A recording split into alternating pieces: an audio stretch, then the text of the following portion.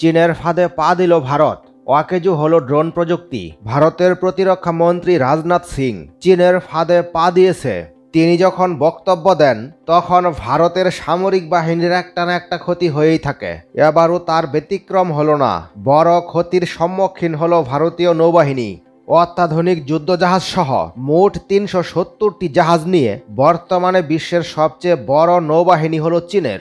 সম্প্রতি চীন তার প্রতিবেশী বাংলাদেশ, মিয়ানমার, শ্রীলঙ্কা এবং পাকিস্তানে বিনিয়োগ উন্নয়ন প্রকল্পের মাধ্যমে প্রভাব বাড়িয়েছে। প্রতিবেশী দেশগুলোতে চীনের এই প্রভাবকে প্রতিরোধ করতেই মূলত ভারত সাগরে একটি কৌশলগত পদক্ষেপ নেওয়ার জন্য, চীনকে টেক্কা দেওয়ার জন্য ভারতীয় নৌবাহিনীকে আরও শক্তিশালী করার উদ্দেশ্যে ভারতের প্রতিরক্ষা মন্ত্রী রাজনাথ সিং ভারতীয় নৌবাহিনীর বহরে একটি সাবমেরিন এবং 2টি নৌযান অন্তর্ভুক্তি করার জন্য গত বুধবার মুম্বাইয়ে অনুষ্ঠিত একটি অনুষ্ঠানে তিনি এই ঘোষণা দেন।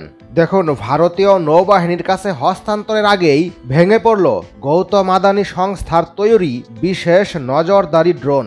মঙ্গলবার পোরবন্দরে পরীক্ষামূলকভাবে উড়ানোর সময় ভেঙে পড়ে আদানি ডিফেন্স অ্যান্ড এরোস্পেস নির্মিত দৃষ্টি 10 স্টারলাইনার ড্রোন।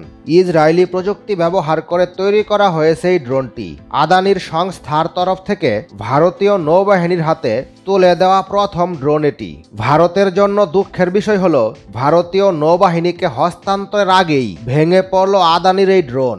নৌ এবং সেনাবাহিনীর গোয়েন্দা তথ্য এবং নজরদারির ক্ষমতা বৃদ্ধির জন্য জরুরি ভিত্তিতে অর্ডার দেওয়া হয়েছিল 2টি ড্রোনের। এই দৃষ্টি 10 স্টারলাইনার ড্রোন গত বছরই নজরদারির কাজে অন্তর্ভুক্ত করেছিল নৌবাহিনী।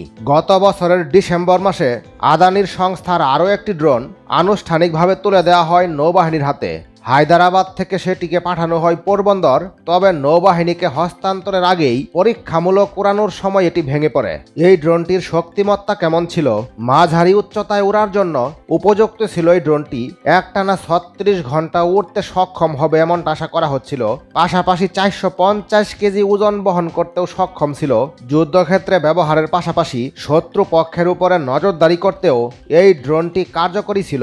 সেই সঙ্গে যে কোনো প্রতিকূল পরিবেশে উঠতে পারত, এমনটাই সংস্থার তরফ থেকে দাবি করা হচ্ছে। চীনের নৌবাহিনীকে টক্কর দিতে ভারতীয় নৌবাহিনীর বহরে শেষ পর্যন্ত কিন্তু এই ড্রোনটি আর যুক্ত করা সম্ভব হলো না। এই ড্রোনটি তৈরিতে খরচ হয়েছে 145 কোটি টাকা।